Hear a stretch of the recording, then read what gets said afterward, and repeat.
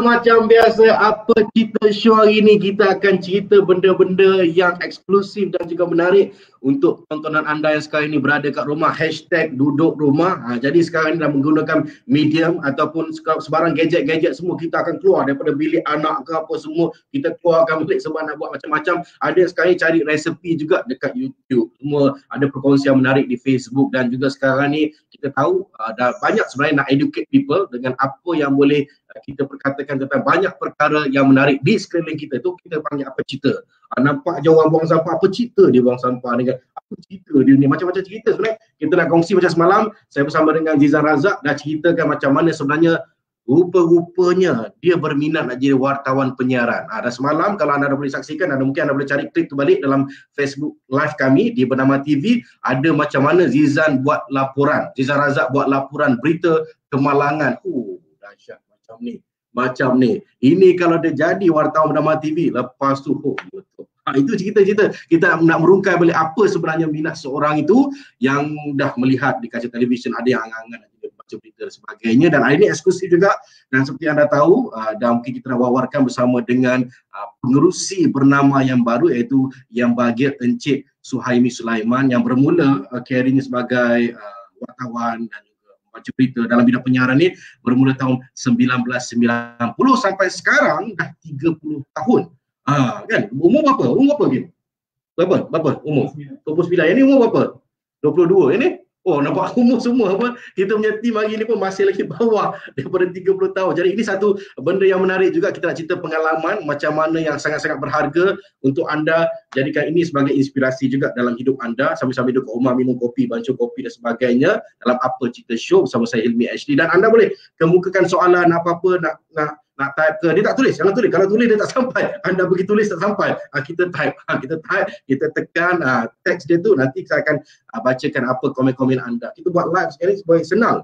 Sekarang ni semua dah digital, senang anda dapat maklumat dengan pantas dan terkini. Kalau anda sudah bersedia, macam main lumba kereta pula kan. Anda sudah bersedia? 1, 2, nombor kat rumah semua dah ready dah. Nak tulis apa ni? Nak tulis apa kan? Ini eksklusif bersama dengan Bernama TV Facebook Live bersama saya Hilmi HD, dan juga ini dia Yang Bahagia Encik Suhaimi Sulaiman, pengurusi bernama. Tepuk sikit. Ya, saya begitu terharu dan sangat teruja kerana bersama dengan satu nama yang sangat besar, bukan sahaja di Malaysia tetapi juga di Indonesia, Hilmi HD. Berbeza di Indonesia. Saya sebenarnya melihat ini satu budaya yang menarik kan. Di Indonesia juga saya lebih orang kata memperkenalkan stand up comedy di Indonesia, dan juga Cik Suhaimi Sulaiman buat ataupun saya pakai Cik Mi pun ada buat program yang sebegitu kan, memperkenalkan budaya Indonesia macam mana dapat idea tu sendiri?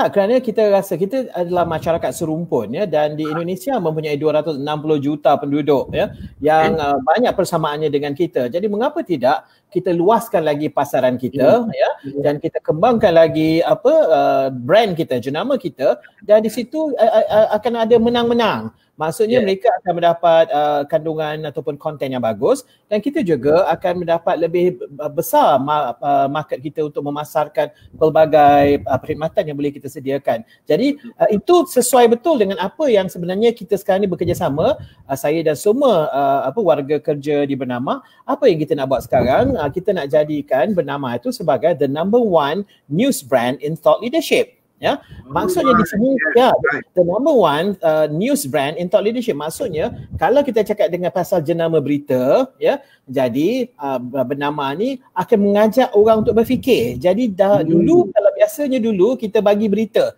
jadi sekarang kita bukan saja bagi berita tetapi kita ajak orang berfikir bersama-sama kita. Thought leadership itu sangat penting kerana orang mencari orang lain yang boleh mengajak berfikir dan berbincang bersama. Jadi itulah kita nak bawa Bernama ini, dan saya rasa Bernama mempunyai kehebatan itu. Kenapa harus disimpan di Malaysia sahaja?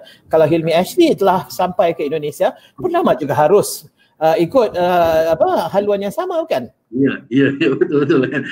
Kalau saya sampai di Indonesia, mereka juga boleh sampai di Indonesia makan pecel ayam. Sampai juga Indonesia. Okey, sebenarnya kita tengok sebenarnya ini satu eksklusif kan. Orang selalu buka TV cerita pasal corona, buka radio cerita pasal corona, tapi buka Facebook Live, hari ini kita ada pengurusi bernama. Nampak tak? Pick up line. Cia. Okey, alright. Okey, nak cerita jugalah. Tadi kan Cik Mi ada ceritakan tentang bagaimana nak mengangkat orang kata apa, media. Kita ada antara saluran media yang dipercayai di Malaysia ini. Jadi seperti saya nak tanya tentang peluang itu sendiri.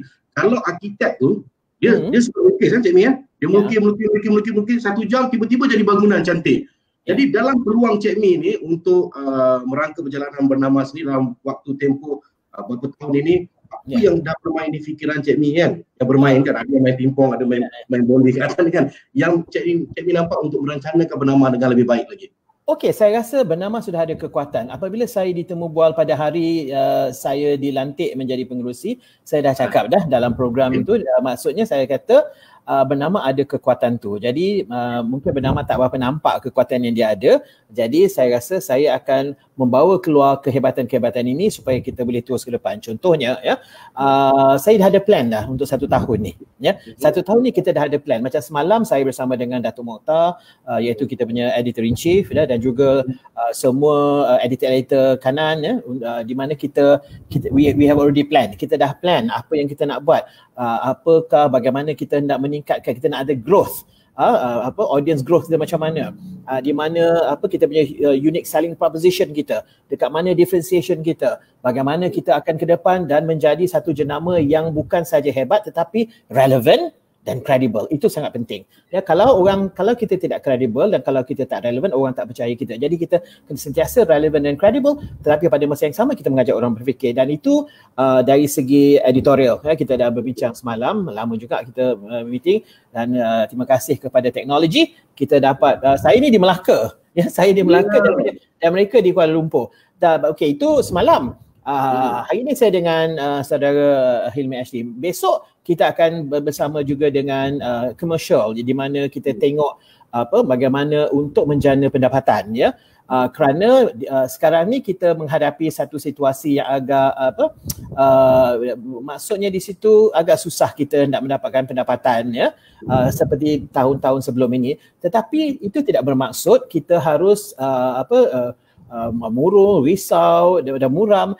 Jadi kita boleh berfikir bila ada krisis akan ada peluang-peluang baru. Ya, jadi esok kita akan berbincang tentang apakah peluang, di manakah green fields dia, di manakah non-traditional advertisers-nya, di mana non-traditional markets. Jadi itu yang akan kita bincangkan. Saya rasa mereka juga sudah bersedia, dan apa yang harus kita buat adalah kita kata okay, the first 3 months apa kita nak nampak. Kemudian 3 bulan selepas tu apa. Jadi maksudnya dalam 1 tahun tu kita dah boleh accomplish satu yang sangat hebat. Jadi semuanya telah siap. Saya bekerjasama dengan editor-in-chief dan juga Datuk Mokhtar yang juga menjalankan tugas-tugas CEO pada masa sekarang ni. Dan saya rasa saya dengan Datuk Mokhtar, saya rasa kita mempunyai pandangan dan juga wavelength yang agak sama. Jadi saya senang bekerja dengan Datuk Mokhtar, dan Datuk Mokhtar adalah seorang father figure yang dihormati di bernama. Jadi itu menyenangkan, ya, kerja-kerja saya sebagai pengerusi. Dan saya juga nak berkongsi kerana saya tadi Hilmi ada cakap kalau tengok sekeliling kita ada cerita, ya. Jadi orang tanya sebagai pengerusi bernama apa you nak buat. Jadi saya rasa saya ambil contoh yang saya pernah lihat, ya. Saya pernah bekerja di Astro dulu, dan di Astro pengerusinya ialah yang amat berbahagia Tun Zaki Tun Azmi, ya. Tun Zaki ni beliau ialah former Chief Justice, pakar dalam undang-undang, ya. Dan Tun Zaki ni akan pergi ke Astro Awani, duduk bersama wartawan dan tanya soalan. Dia ada soalan bagaimana kalau wartawan tak berapa mahir tentang prosedur ataupun terma-terma dalam mahkamah, Tun Zaki akan ajar, ya. Tun Zaki akan ajar, kalau tak cukup kat situ datang rumah dia ajar lagi, ya. Jadi apabila saya tengok satu contoh yang bagus, saya akan ikut contoh tu. Jadi saya akan gunakan contoh yang saya dah tengok, dan kita gunakan pengalaman itu juga. Saya ada 30 tahun pengalaman, ya, tadi dalam dunia kewartawanan ini, dan saya akan ambil contoh bagaimana Tun Zaki buat di Astro. Saya akan juga berkongsi pengalaman kerana itulah contoh yang baik yang harus diikuti. Macam khutbah punya panjang. Soalan seterusnya. Itu penting. Itu penting saya nak cakap. Penting kerana bila seseorang tu mengajar di, kan, wartawan tidak faham mengajar di pejabat, betul? Kalau tak faham balik rumah. Mengajar lagi. Jadi kita dapat pergi rumah Fahim Sulaiman lepas ni. Boleh. Boleh kerana saya rasa kalau saya boleh masak dan kita boleh buat brainstorming session di rumah. Jadi maksudnya anda semua terperangkap di situ untuk memberikan idea yang hebat. Kalau tidak tak boleh makan. Betul. Okey, tadi saya dah cakap berbalik. Saya suka sentuh masa tadi dah berbalik kat rumah makan semua kan. Kita dah tengok sisi kehidupan lain Suhaimi Sulaiman dalam rangka banyak strategi tentang bernama, nak menaikkan imej bernama, dan juga saya rasa ini satu benda yang baru juga kerana Suhaimi Sulaiman dan juga Encik Roslan Arifin juga ketua penyiaran TV dan juga radio cuba mengemas kini untuk nak mempopularkan balik Facebook bernama TV, YouTube. Ini satu langkah yang bagus. Sebab walaupun jauh kita dapat berkomunikasi, ini satu yang menarik jugalah. Tapi macam mana dalam kehidupan Suhaimi Sulaiman yang hari-hari kena bagi training, kena share ini, share itu dengan macam-macam, apa sebenarnya yang Suhaimi Sulaiman lakukan di rumah sebenarnya? Nak tahu dalam masa-masa tempoh berkurung ni. Tempoh berkurung ni saya bekerja lah. Dan bekerja mula-mula ada sidang video pertama, kemudian sidang video kedua, kemudian sidang video ketiga, kemudian saya juga buat online training saya dalam bidang komunikasi, krisis dan sebagainya. Jadi itu membuatkan kita sentiasa aktif ya, dan seolah-olah macam tak ada benda pula yang berlaku kerana kita meneruskan kehidupan kita dengan semangat yang sungguh positif. Jadi itulah salah satu caranya untuk kita bertambah hebat apabila dalam ada krisis. Kerana saya percaya bila ada krisis kita akan berfikir di luar kotak kita. Jadi kita akan kata, actually we can do this, we can do this. Jadi itu yang saya rasa semangat yang perlu ada pada semua orang ya. Jadi janganlah menari je dalam rumah ke ataupun bergaduh ke dengan siapa, tak ya. Gunakan masa tu untuk mencari kehebatan diri. Dan kalau dah bosan sangat tu melukis ke, buatlah apa-apa kerana akhirnya kita akan dapat saya sebenarnya pandai melukis. Mungkin saya boleh jual. It can be another masterpiece. Boleh jadi Mona Lisa contohnya, you know. Kenapa tidak kan? Tiba-tiba kalau tak jadi Mona Lisa jadi Mona Cicah. Pandai bergurau. Dia punya sos-sos cicah dia kan dah berterabur, dah dia punya colouring tu. Okey, sebenarnya menarik kita apa yang kita berbincang hari ni. Kalau duduk di rumah tu pun janganlah asyik duduk menari je. Menari pun boleh buat online training juga. Apa semua kan menggunakan teknologi.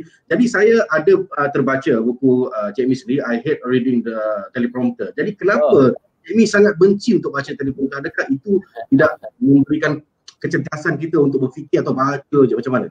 Okey, apabila kita menghasilkan sesuatu artikel ke apa, kita macam clickbait lah ya. Macam sekarang ni kita kalau kita buat cerita dalam digital media, orang nak clickbait. Orang tajuk tu kena sedikit sensasi tapi jangan terlampau sensasi dan tidak bertanggungjawab ya. Jadi kita sensasikan sedikit. Kenapa tajuk saya ialah I Hate Reading the Teleprompter? Ialah kerana kadang-kadang apabila kita tak memahami cerita yang ditulis oleh orang lain, kita tidak dapat menyampaikan cerita itu dengan sepenuhnya, dengan sepenuh hati. Jadi oleh itu, saya akan menghormati orang yang boleh menyampaikan berita tanpa ada skrip. Maksudnya dia memahami bahan berita tu, dia faham apakah pemain-pemain dalam cerita ini, apakah butiran yang penting yang harus diketengahkan. Jadi orang itu dia senang bercerita. Macam saudara Hilmi Ashri, saya sangat menghormati dan saya rasa dunia juga perlu tahu ya, skrip telah disediakan oleh penerbit untuk Hilmi untuk menyampaikannya, tapi Hilmi Ashri menggunakan cara pendekatannya yang tersendiri dan saya sangat menghormati. Jadi Hilmi Ashri ini adalah antara penyampai dan juga wartawan yang terhebat di dunia yang ada keupayaan itu. Tak ramai yang boleh buat benda ni ya. Saya telah pergi ke banyak stesen televisyen di luar negara, kalau tak ada teleprompter tu agak susah untuk mereka bercerita, tapi bila tengok Hilmi Ashri menyampaikannya, saya tahu wah, this guy is super duper bagus kan. Jadi oleh itu saya rasa dunia juga harus tahu anda mempunyai satu kehebatan yang jarang dijumpai dalam penyampai program berita ataupun apa pun di bukan saja di Malaysia, di dunia lah macam tu kan. Ya, baik, terima kasih. Ini dah macam nak buat Thailand kan, terima kasih. Ada baik kalau tutup muka ada tak baik?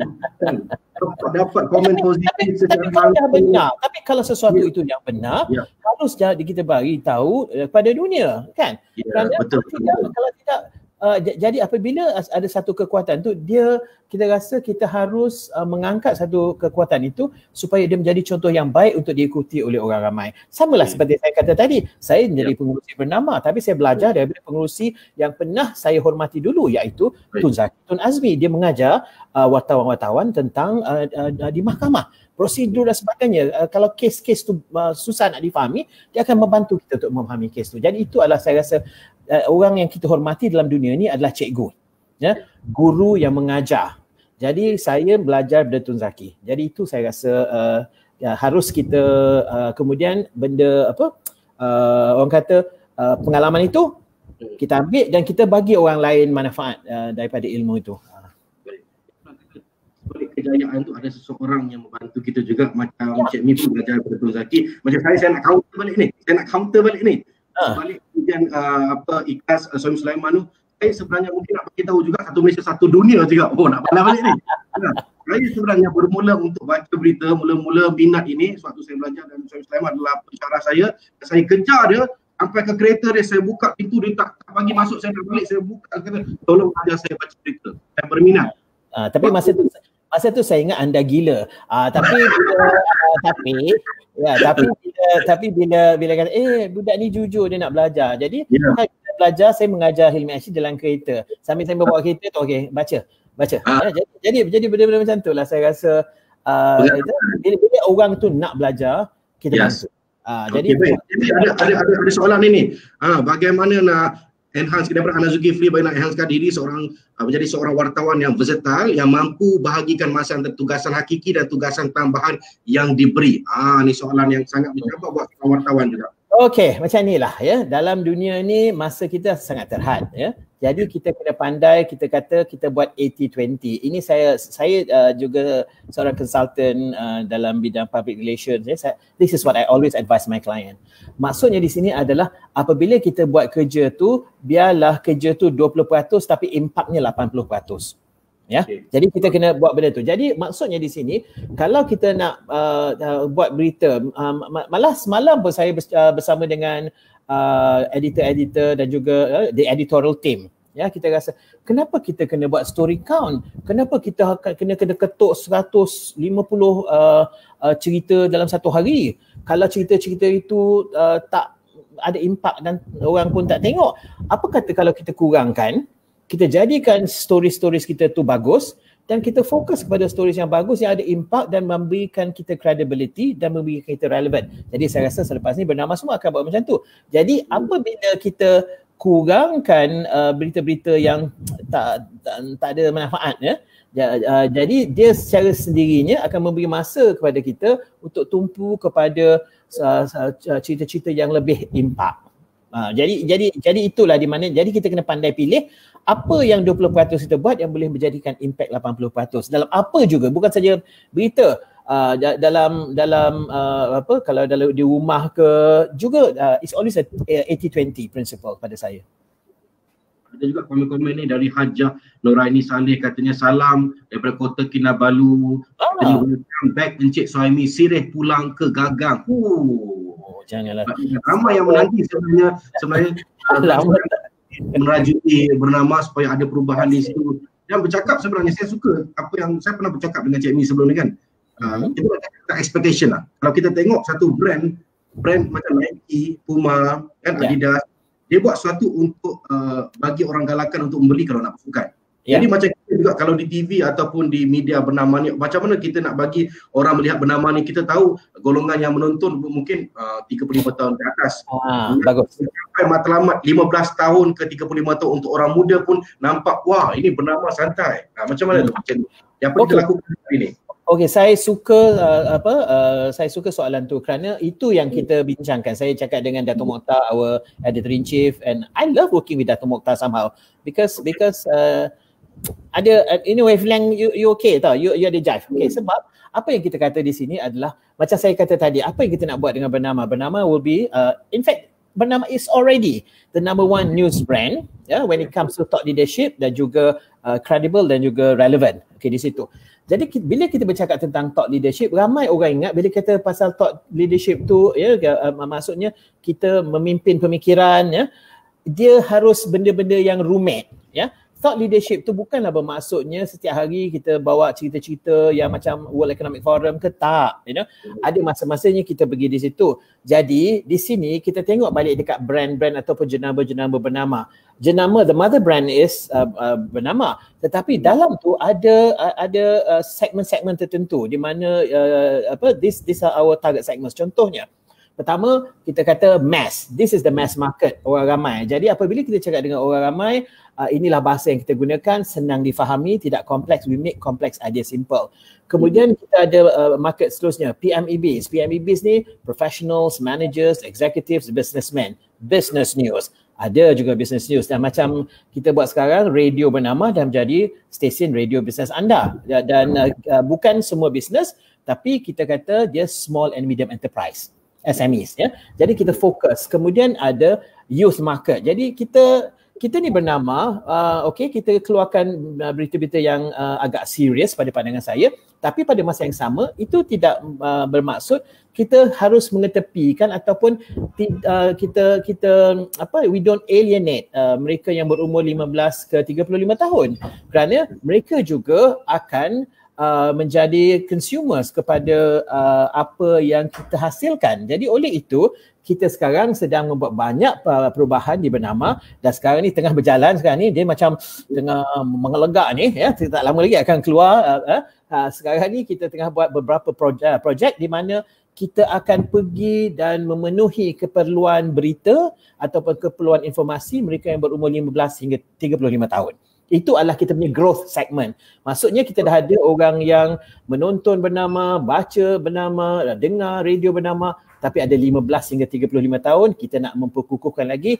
We want more people to actually consume our content, dan kita sangat serius terhadap market ini. Dan satu lagi ialah kita kena lihat dia, kita sentiasa tengok berita sebagai ini rancangan berita ataupun kalau kita tengok penulisan, ini adalah penulisan berita. Tapi berita itu sebenarnya tak semestinya, tak seharusnya dalam bentuk tradisional yang kita lihat sekarang.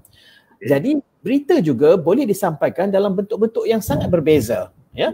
Jadi bagaimana kita menyampaikan message itu? Dalam bentuk apa? It can be in the form of a speaker's corner, it can be in the form of kalau you nak berzapin ke, you nak buat puisi ke. Kalau info itu ada di dalam tu dan itulah berita, maka kita telah dapat audience baru untuk masuk. Jadi news is not in its traditional form anymore. We are moving into wisdom journalism. Ya, maksudnya kita ajak orang berfikir dengan cara-cara tertentu.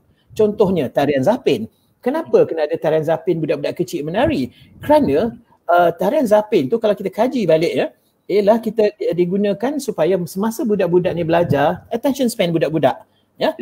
Jadi bila dia dah bosan, mari kita menari zapin. So budak-budak kecil suka. Jadi it's inform, educate dan entertain. Okey, lepas menari mari kita belajar balik. So this is how you get people's attention. Dan saya rasa bernama juga sedang menuju ke arah tu, and we are working very very hard. Ya, setiap hari kita ini duk video conference nak jadikan benda tu cantik.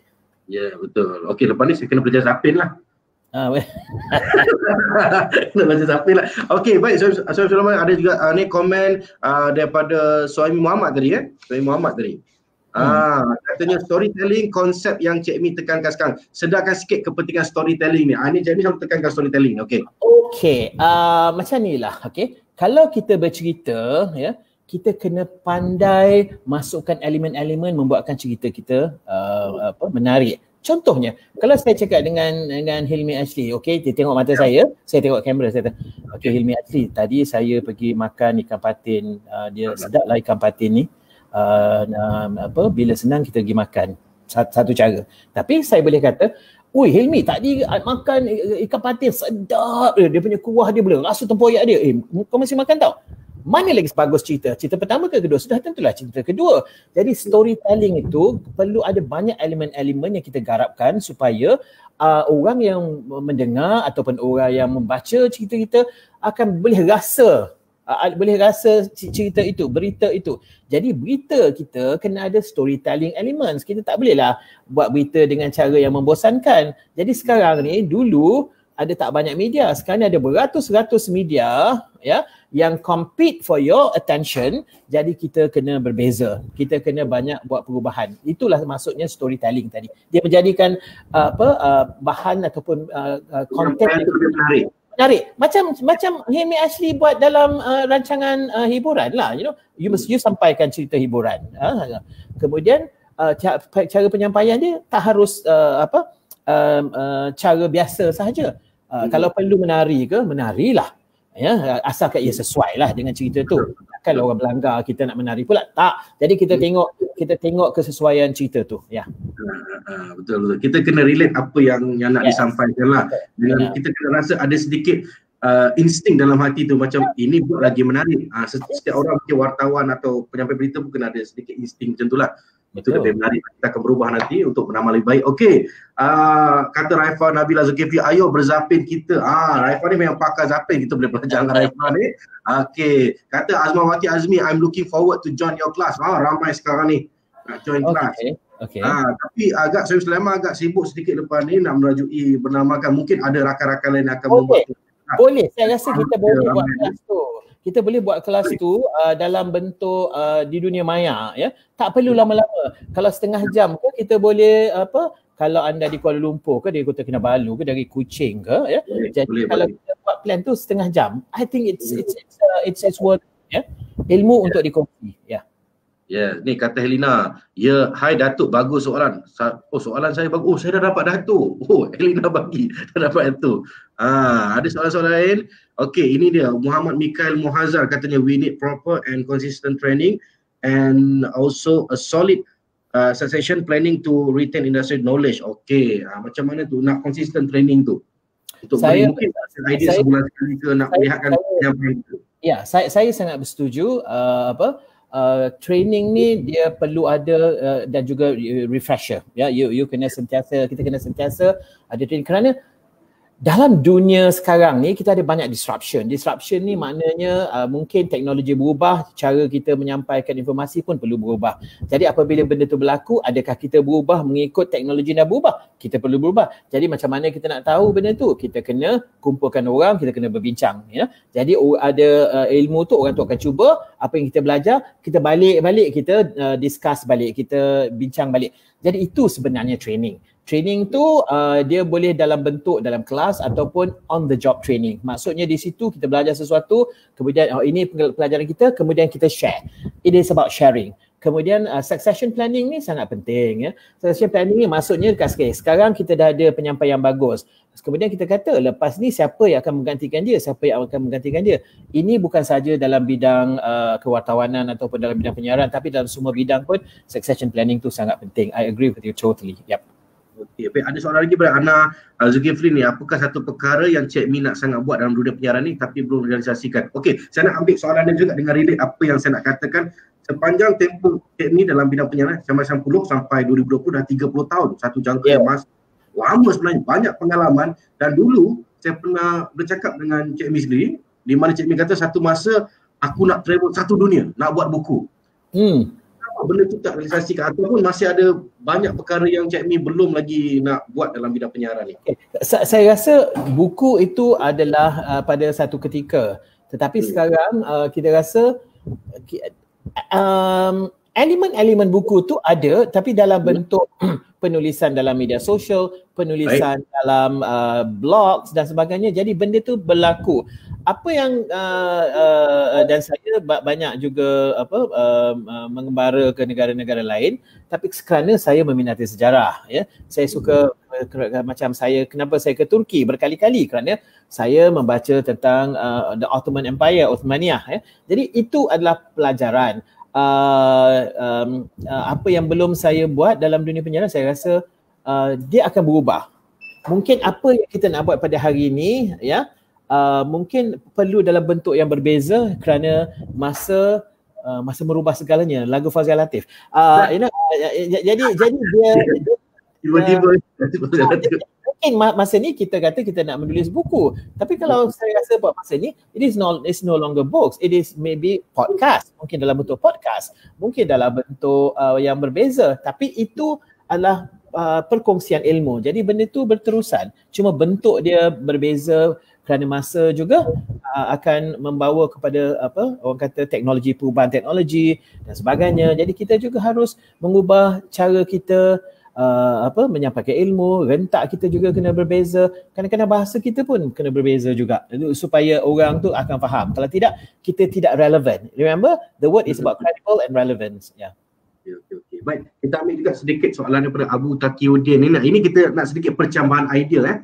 Dia kata melihat bernama tidak fully mobilize kemampuannya sebab hanya bersandarkan laporan AFP, Reuters.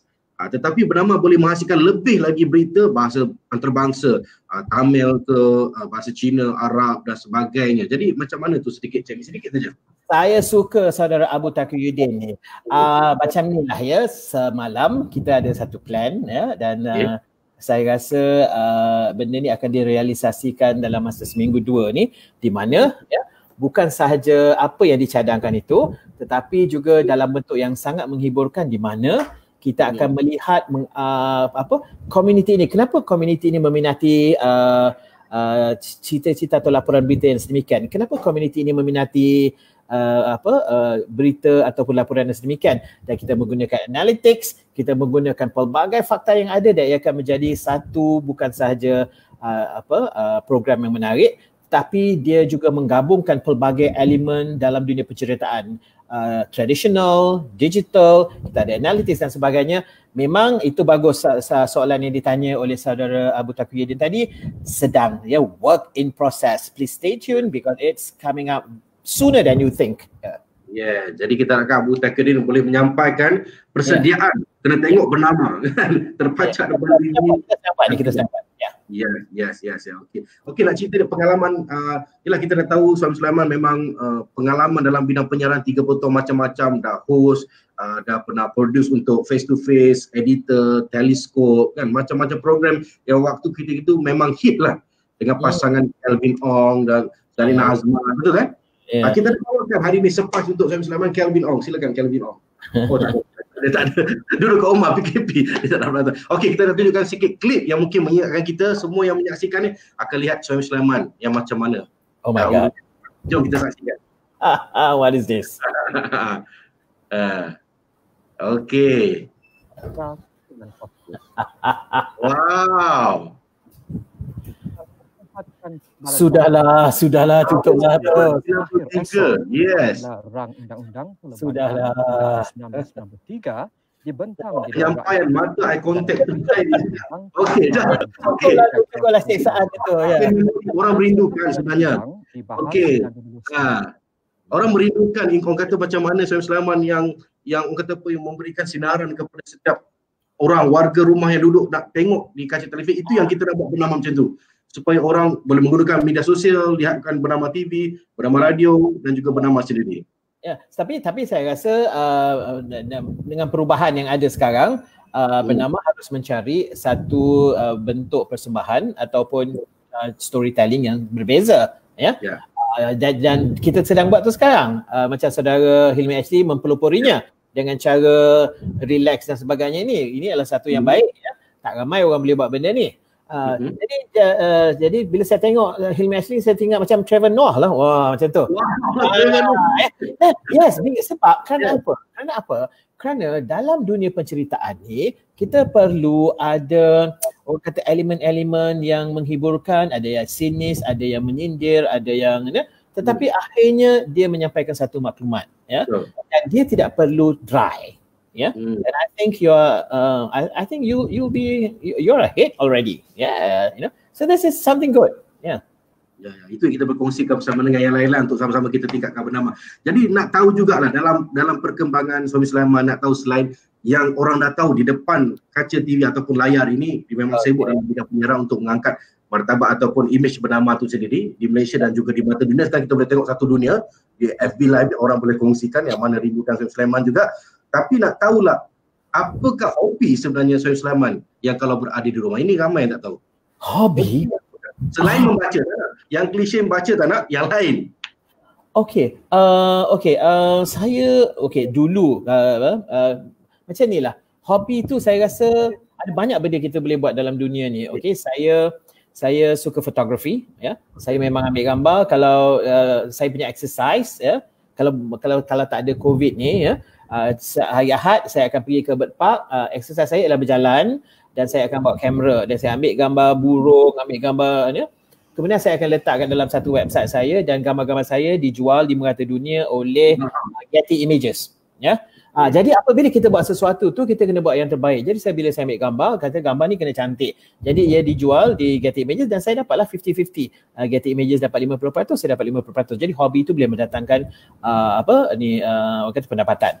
So, okay, pertama. Kedua, saya ni gemuk kan. Jadi saya nak beli baju batik susah. Jadi saya design batik bersama rakan bisnes saya, saudara Ashraf Amir.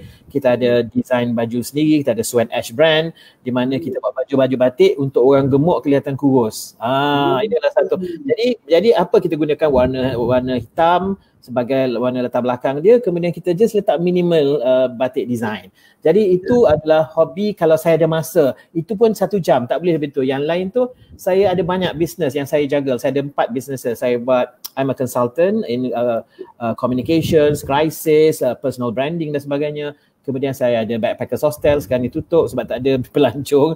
Okay, dan saya juga ada butik untuk jual baju dan saya ada cafe. Jadi your brains have to work in different directions. Yang ni dari segi editorial, yang ini dari segi pelancongan, yang ini dari segi makanan, bakery. Jadi bila kita menggunakan otak kita semua tu, kita akan hidup lebih bahagia. So you don't actually need a real hobby.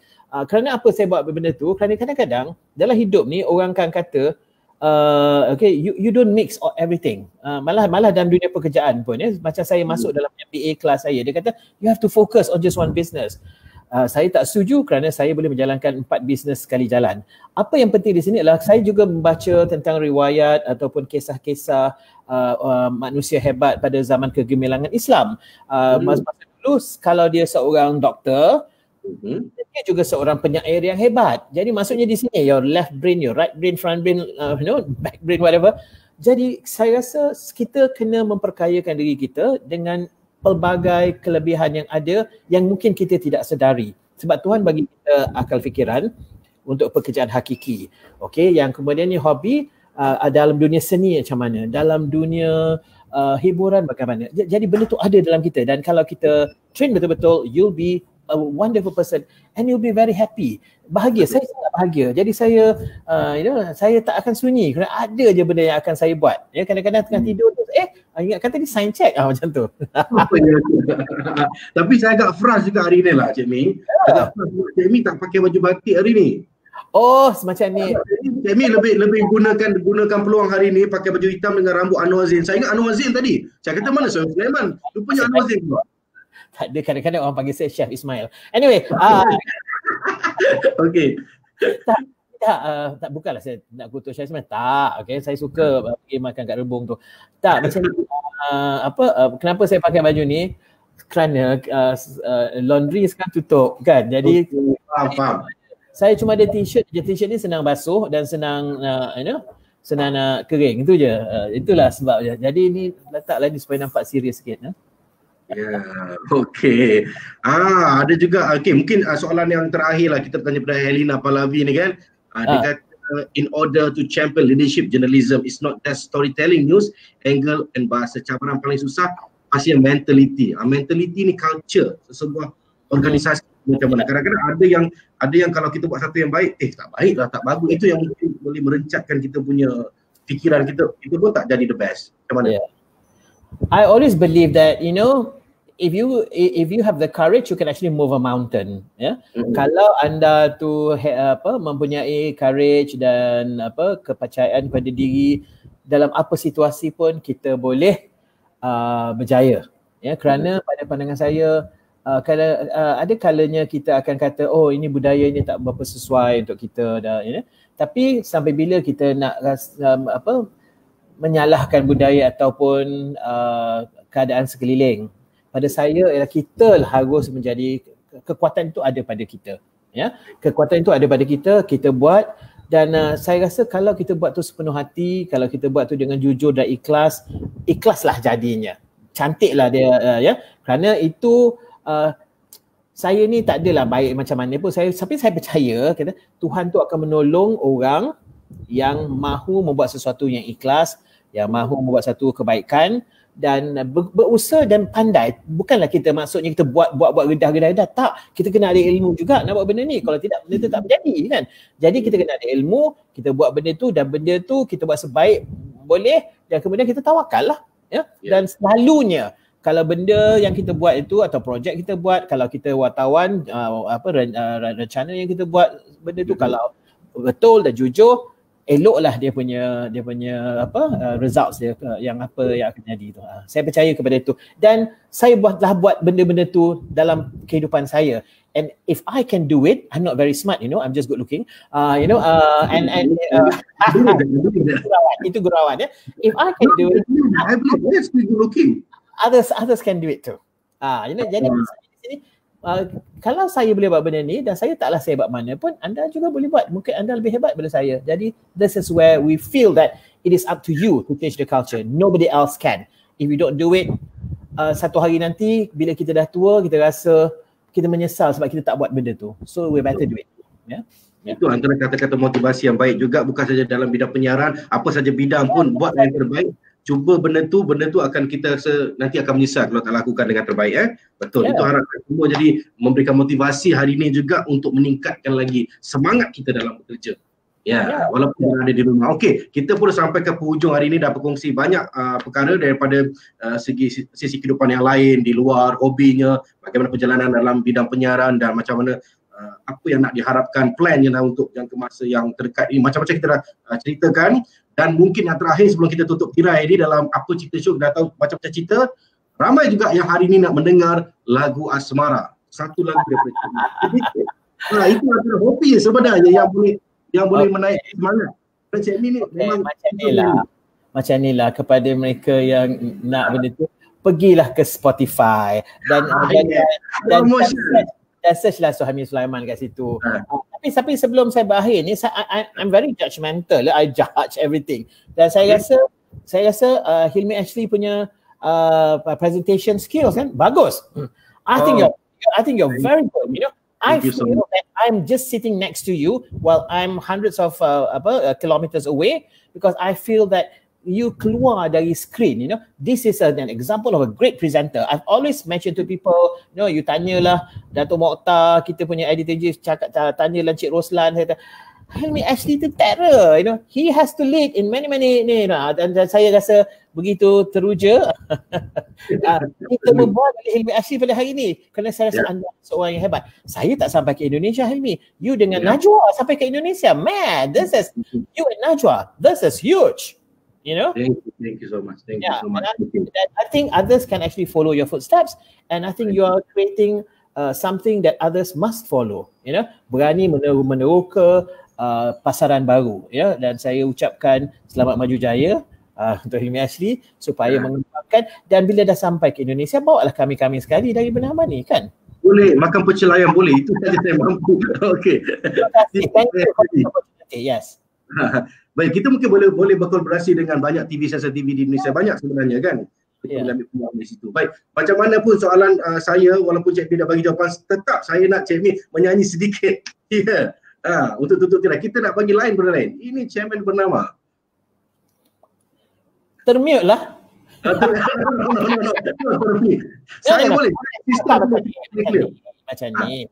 Pergilah ke Suhaimi lagi. Suhaimi Sulaiman ada video dia. Okay, that's it. Baik, itu juga. Kalau nak menyanyi, kena tengok nanti mungkin kita akan lain persiaran. Tapi yang penting je lah, kadang-kadang menyanyi dia orang tak pergi Spotify juga, tak tengok, susah juga kan. Kena ke Spotify, antara bakat yang terpendam Suhaimi Sulaiman. Okey, baik, terima kasih yang bahagia Encik Suhaimi Sulaiman, pengurusi Bernama kita. Semoga sukses, semoga terbaik juga untuk Bernama selepas ni ya. Terima kasih. Sama kita dari Melaka. Okey, thank you so much. Terima kasih. Baik, Jimmy. Thank you.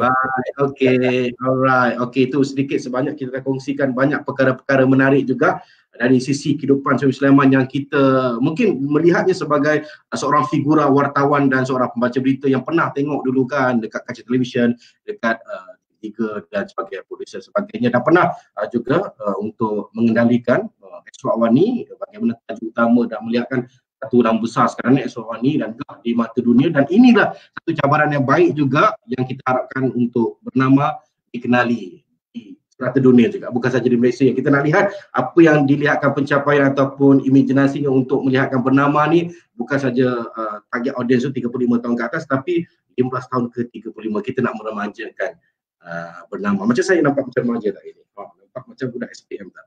Nama.